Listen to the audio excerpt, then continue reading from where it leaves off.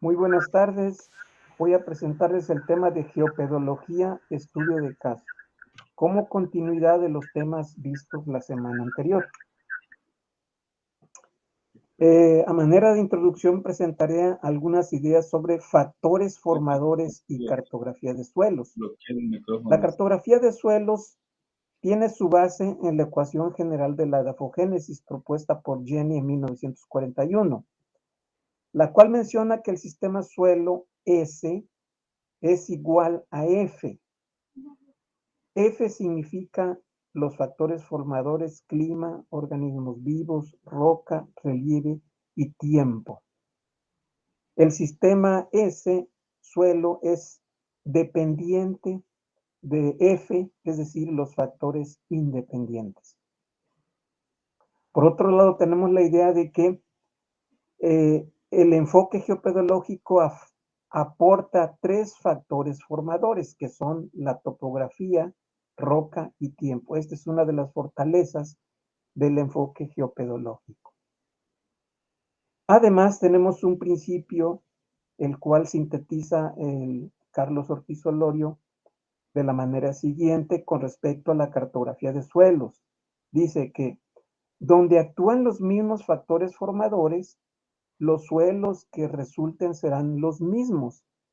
Es decir, si tenemos un polígono aislado donde actúan los mismos formadores y ese polígono se repite en diferentes superficies en una región, implica que el suelo de ese polígono va a ser el mismo en las diferentes áreas donde se repita en esos factores formadores. Además, el relieve o geoforma contribuye a la detección de los linderos de los suelos. Esto se sustenta en las siguientes ideas. Por ejemplo, se han encontrado efectos notorios del relieve en suelos en pequeñas áreas, de acuerdo con Soil Survey Staff Division.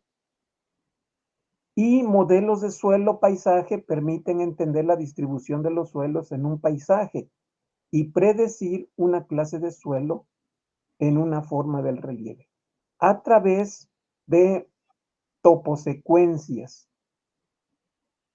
Eh, Otros autores consideran importante tomar en cuenta la roca, estudiando la relación suelo-roca a través de litosecuencias, o bien estudiando el suelo y el tiempo mediante cronosecuencias. En esta lámina les muestro las diferentes etapas genéricas que se cubren para hacer un levantamiento geopedológico o caso de estudio como el que ustedes van a elaborar. Entonces, en primera instancia, la actividad más importante es la generación del mapa de geoformas. En segundo lugar, el mapa de unidades geopedológicas. Y la tercera parte es la elaboración del informe final. Con respecto al mapa de geoformas, hay una serie de actividades en orden lógico que se van a desarrollar. Primero es la selección del área de estudio. En este caso se recomendaría seleccionar un área de estudio, ya sea la parcela donde se muestreó el aguacate, donde se describió el suelo con aguacate, o bien la parcela donde se describió el maíz y posteriormente la vegetación de encinar.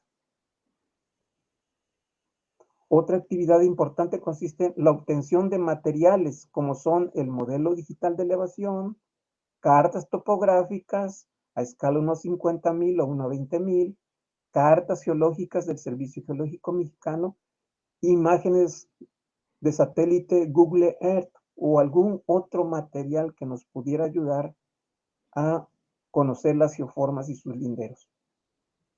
Procedemos posteriormente a la identificación de las geoformas. Para ello, les recomiendo consultar las tablas de paisajes geomorfológicos, relieve modelado y formas del terreno de la taxonomía de Zinc 2012. Asimismo, Las litologías facies se pueden identificar a través de los mapas geológicos en el Servicio Geológico Mexicano. SIN propone una tabla donde propone las litologías y las fases correspondientes. En esta fase hay que llenar la tabla 1 que está en el Classroom. Continuamos con el análisis de atributos para identificar y caracterizar las formas del terreno. Aquí recomiendo consultar la guía para identificar los atributos de las geoformas, también se subió al Classroom. Son dos tipos de atributos, unos morfográficos y otros morfométricos. Los atributos morfográficos serían la forma topográfica, posición topográfica, configuración, diseño de contornos y diseños de curvas de nivel. Alguno de estos atributos nos va a servir en mayor o menor medida encontrar los linderos de las geoformas. En cuanto a los atributos morfográficos, destacan la pendiente y la altura relativa. Estos son recurrentes para definir y caracterizar las formas del terreno. En la siguiente etapa, vamos a generar un transecto topográfico de las formas del terreno. Es decir, se va a ubicar en sentido horizontal y vertical, se va a dibujar el perfil topográfico, donde se van a identificar las formas del terreno, así como los atributos forma topográfica, perfil topográfico y altura relativa. Enseguida se genera la tabla de atributos de las formas del terreno y se llena la tabla 2, también subida en el gráfico. Y por último, en esta etapa se diseña el mapa de las formas del terreno a una escala mayor a 1 a 20,000 y junto con la leyenda del mapa de geoformas. En la segunda etapa consiste en el mapa de unidades geopedológicas. En este caso hay que asignar el nombre técnico del suelo a las formas del terreno previamente encontradas.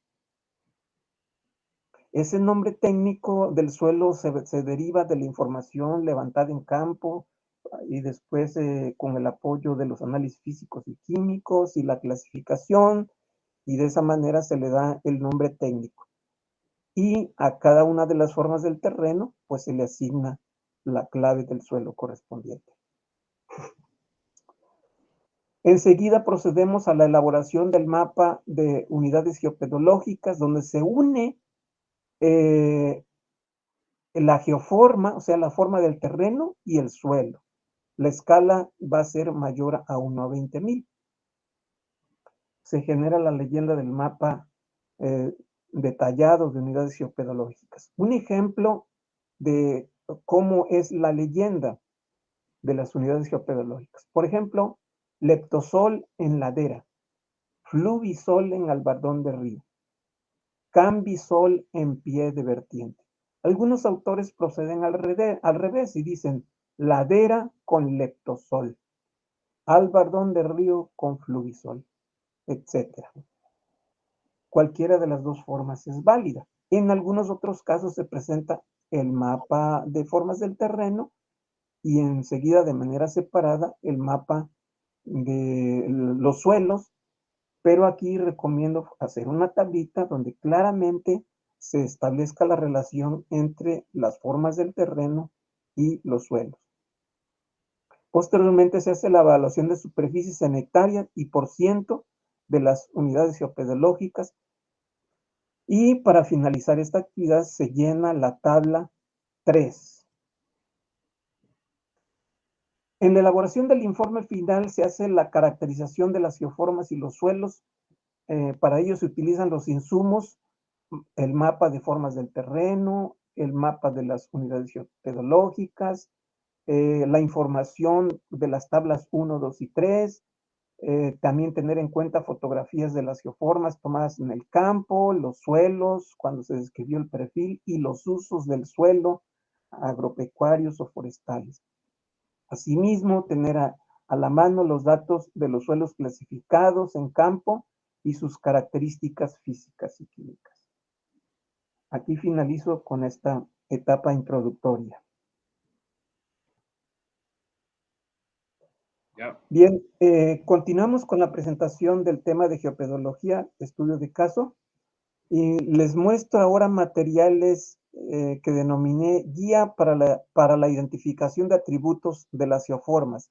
Este material es retomado de Zinc, de su libro de geopedología de 2012, pero le agrego diferentes materiales a fin de enriquecer estos atributos. Primero, algunas ideas de lo que plantea Zinc sobre los atributos de las geoformas. Dice que los atributos son características usadas para la descripción, identificación y clasificación de las geoformas. Propone 3 pasos a seguir.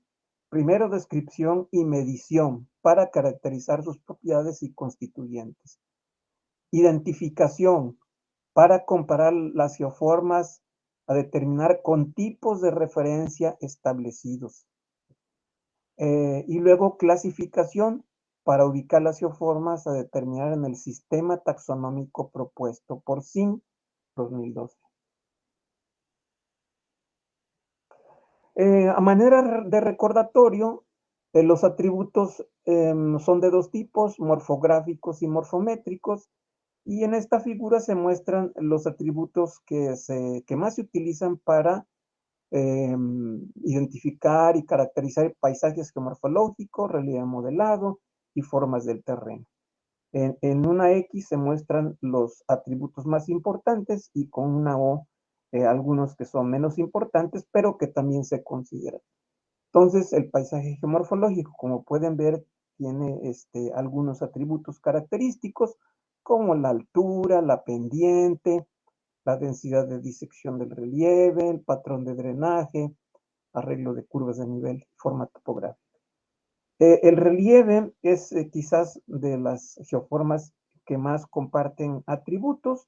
Y por último, las formas del terreno le corresponden más bien atributos morfográficos para poder identificarlos como perfil topográfico, forma topográfica, configuración, diseño de contornos, arreglo de las curvas de nivel y también la pendiente.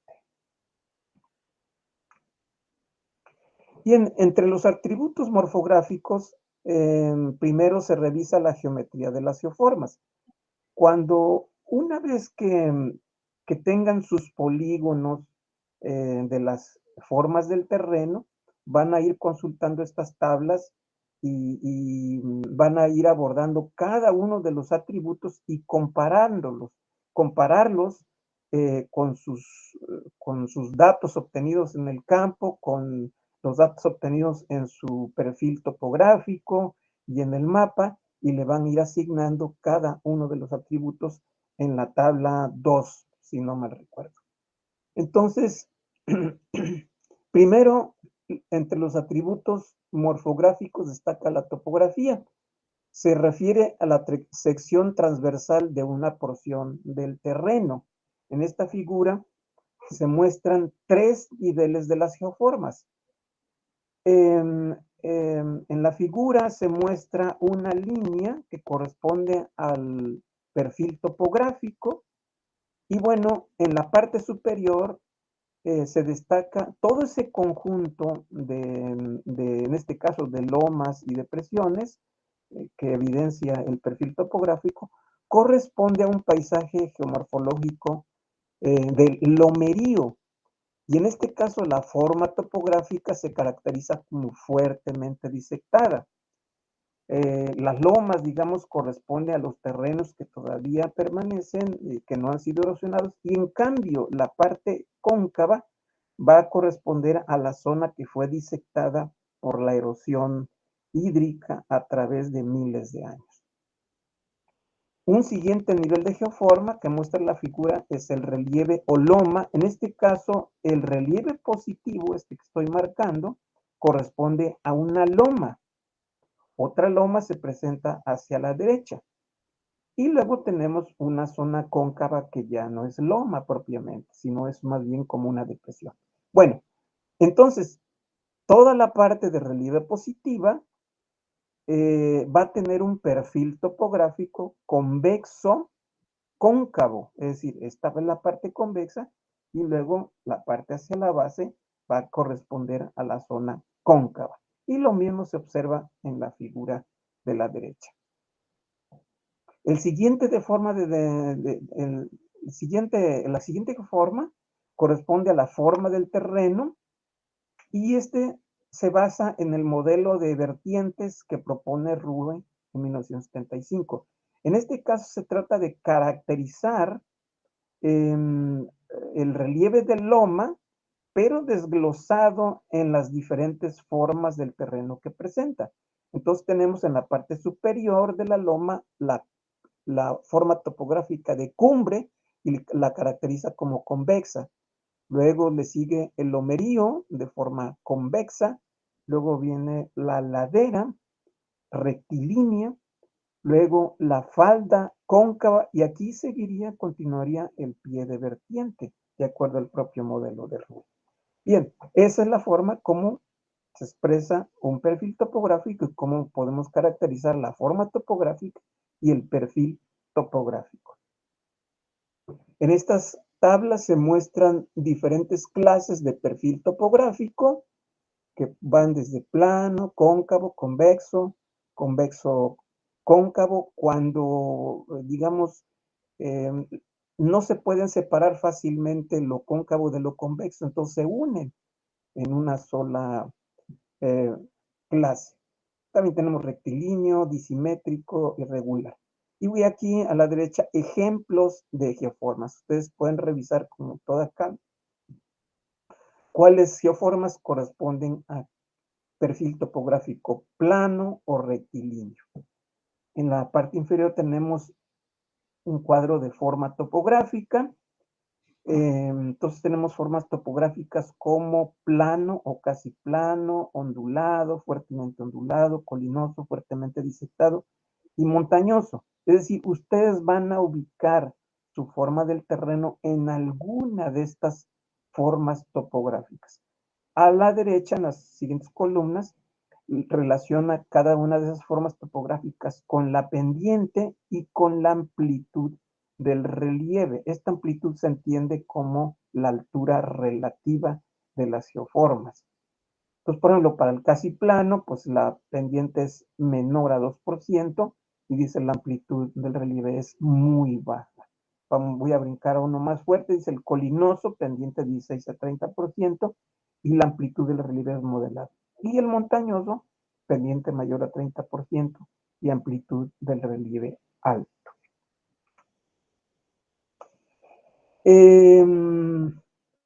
Otro nivel de las formas morfográficas, corresponden a la planimetría.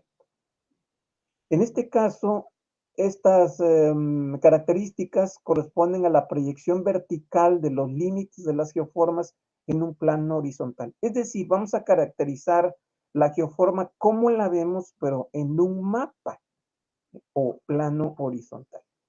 La primera característica o atributo es la configuración de las geoformas. Se trata de la configuración típica de muchos relieves modelados y formas del terreno. Es decir, las geoformas pueden diferenciarse por la figura que expresan. Por ejemplo, podemos tener clases si nuestra geoforma es estrecha, o ancho, o alargado, o masivo, o en forma de anillo, o anular, ovalada, elíptico, redonda, triangular, irregular. Y a la derecha pone los ejemplos de geoformas. Por ejemplo, estrecho, un albardón de río, un cauce colmatado, un masivo, una clase masiva, sería una cubeta de decantación o un pantano. Una forma triangular sería un delta o un abanico, etcétera, etcétera. Ustedes revisen con mucho cuidado estas tablas. Aquí les pongo ejemplos de clases de configuración, ejemplo de alguna geoforma y la figura que muestra así, pero aquí les facilito viendo horizontalmente toda esta información. Por ejemplo, una clase de configuración ovalada sería una cubeta de decantación y esta sería una figura característica. Masivo también puede ser una cubeta, como la figura a la derecha. Masivo, una bahía cerrada por un cordón litoral. En este caso aquí se muestra el ejemplo de la bahía. Se supondría que esto es un cordón que cierra la bahía y por aquí ingresaría, por algún canal, ingresaría agua marina hacia el fondo de la bahía. Una clase alargada, en este caso un albardón de brazo del taico, la figura como ven es alargada y al final termina en geoformas en forma de dedos, ¿sí? Una clase de configuración irregular, en este caso para un escarpe disectado. Este tipo de clase de configuración va a corresponder también a relieves muy erosionados, muy desgastados. Otro atributo morfográfico corresponde al diseño de contornos. Ahora vamos a centrar la atención en la periferia de la geoforma, en el lindero de la geoforma, del relieve modelado o forma del terreno. Entonces vamos a centrar la atención en esta línea. ¿Sí? Entonces tenemos contornos, por ejemplo, sinuosos, una cubeta de decantación, aquí está la figura, lobulado, también una cubeta de decantación. Para nuestro caso, en las zonas tropicales húmedas como Tabasco, pues estas cubetas de decantación también corresponden a pantanos. Un contorno arqueado sería una bahía cerrada por un cordón litoral como esta. Entonces aquí está el contorno arqueado. Digitado sería la parte final de un brazo del taico. Denticulada, en este caso el lindero corresponde a un escarpe disectado, pero puede también corresponder a un relieve muy erosionado. Otros ejemplos de diseños de contorno y otras geoformas, bueno, aquí se muestran las mismas clases de contorno y otras geoformas. Otro atributo que se usa mucho para caracterizar y para identificar las geoformas es el patrón de drenaje. En este caso ya lo comenté, me parece que en las sesiones anteriores. La red de drenaje corresponde a una red de cursos de agua que contribuye a realzar la configuración y el diseño de los contornos de las geoformas. Bueno, nada más simplemente anunciando un drenaje anular. Aquí solamente se analiza los cauces, todo lo demás se desprecia, digamos, y nos centramos en las formas que adquieren los cauces. En este caso, anular, artificial, hecho por el hombre, centrípeto de la parte externa hacia un cuerpo de agua, dendrítico, como un arbolito, desarreglado típico de los pantanos, o planicies de inundación, palustres y lacustres, kárstico, un drenaje desintegrado con algunas depresiones, con arroyitos de curso corto, paralelo, las líneas van paralelas y no se unen, hasta si no está muy, muy adelante de los cursos. Pinada, en forma de pino, radial, centrífuga. Los cursos de agua parten de un punto y se distribuyen en todos los sentidos hacia el exterior. En este caso denotan como puede ser un domo o un edificio volcánico donde ya se erosionó su cráter, pero las corrientes de agua bajan en todos los sentidos. Rectangular, forman rectángulos, incluso el conjunto forma como bloques de la corteza terrestre. Un drenaje trenzado, cuando se forma como trences, típico de los cursos de agua, donde hay poco caudal en la época seca y mucho caudal en la época lluviosa. Entonces, en la época lluviosa se acumulan estas islas aluviales y cuando baja el caudal en la época seca, esas islas aluviales quedan al descubierto. Anastomosado, típico de las planicies de inundación en grandes ríos, y el del Taico también típico de ríos muy caudalosos, en este caso el río Mississippi. Este drenaje del Taico nos indica que hay un delta que se prolonga en decenas a cientos de kilómetros hacia el interior de un golfo o un océano.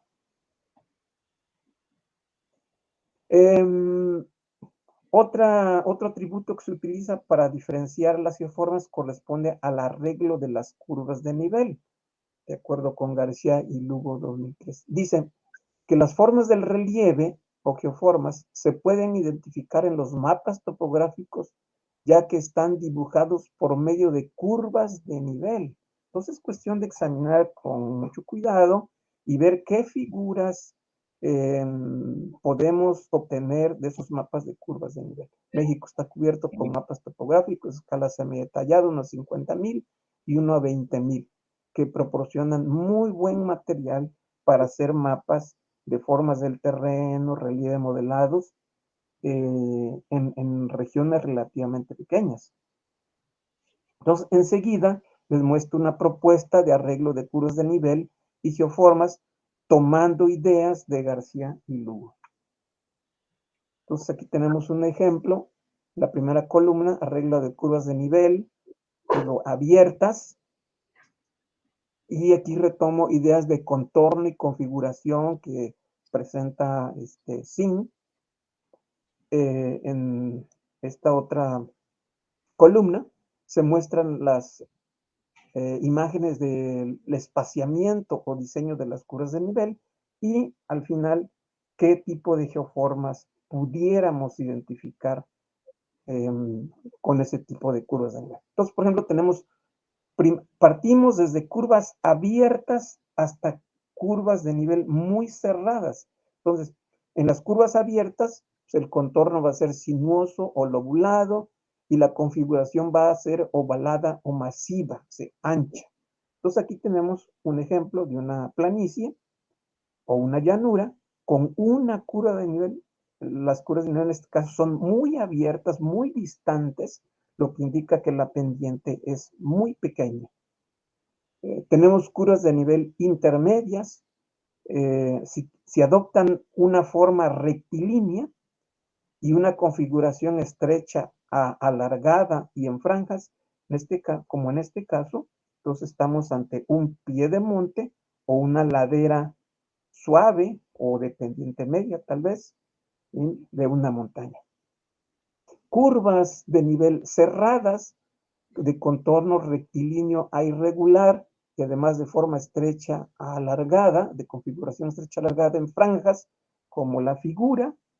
Aquí tenemos curvas maestras cada 100 metros, pero además hay muchas curvas de nivel de cada 20 metros, lo que nos indica pues que la topografía es tiene mucha pendiente. En este caso va a corresponder a laderas inclinadas. Curvas de nivel muy cerradas, de contorno rectilíneo a irregular, en este caso de configuración estrecha alargada y en franjas, como se muestra en esta figura, sobre todo en esta porción. ¿Sí? Aquí tenemos una franja de curvas de nivel muy cerradas y por otro lado tenemos entrantes hacia el territorio y que establecen como una nube oscura de curvas de nivel, todas paralelas, que entran y regresan. ¿Sí? En este caso estamos ante una ladera escarpada. Y por el otro lado podemos tener arreglos de curvas de nivel como combinadas, por ejemplo, un arreglo intermedio a cerradas, con contornos sinuosos y configuración anular o redondeada, como en la figura.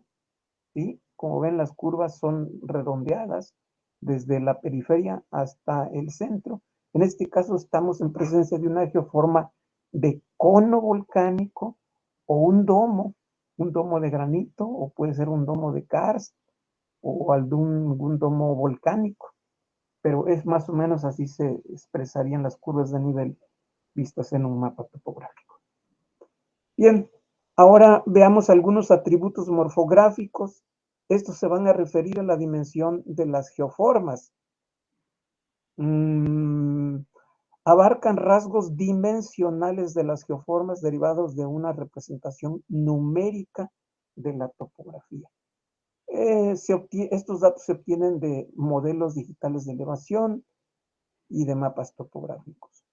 pocos atributos morfométricos contribuyen a la caracterización de las formas del terreno, como por ejemplo la altura relativa, densidad de drenaje y la pendiente. El primer atributo morfométrico sería la altura relativa o amplitud del relieve. Aquí debemos tener, por ejemplo, para conocer la altura relativa de una geoforma, debemos de tener dos datos. Primero, la altura, que sería la distancia vertical media entre dos puntos de la superficie terrestre. Y luego, con esos datos de altura, la parte inferior, como se muestra en la figura, aquí, este dato de la base de esta loma, y luego el dato de la cumbre, ¿sí? Con eso tenemos la altura relativa, con esos datos. Entonces dice, por ejemplo, la altura relativa considera la altura de una geoforma desde la base hasta la cumbre, ¿sí? ¿Cómo se obtiene la altura relativa de esta geoforma? Entonces, debemos tener los datos de altura sobre el nivel del mar, desde la base, que sería la altura menor, y la cumbre, que sería la altura mayor. A la mayor altura se le resta la altura menor y la diferencia sería la altura relativa en metros. En este caso de la figura, considerando los datos de altura menor y mayor, tenemos que la altura relativa es de 797 metros. Y lo mismo van a hacer ustedes con su modelo digital de elevación. Ahí pueden tener su mapa de curvas de nivel y van a medir la altura más baja de esa geoforma y luego la altura más alta. Y la resta de esos datos, pues nos va a dar la altura relativa de su geoforma. Otro dato que se utiliza mucho es la densidad de disección del relieve y mide el grado de disección de una superficie del terreno.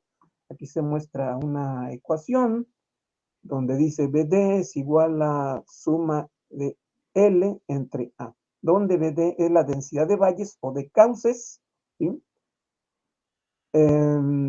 Suma de L es igual a la longitud de líneas de drenaje en kilómetros. Se mide la longitud de las líneas de drenaje en kilómetros. Y A es igual al área en kilómetros cuadrados, de acuerdo con este autor. Y bueno, se aplica la ecuación y se pueden tener mapas como este, que es de densidad de la disección del relieve del noroeste de Chiapas. Hacia los bordes, muy baja disección, seguramente es una zona plana, y hacia el sur, valores de color negro, más oscuros, seguramente con alto grado de disección del relieve.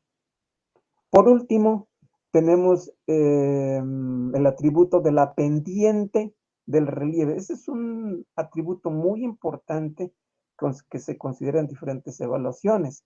Entonces, ¿qué significa la pendiente? Es el valor de la inclinación de una superficie medida entre dos puntos. Se expresa en % o en grados.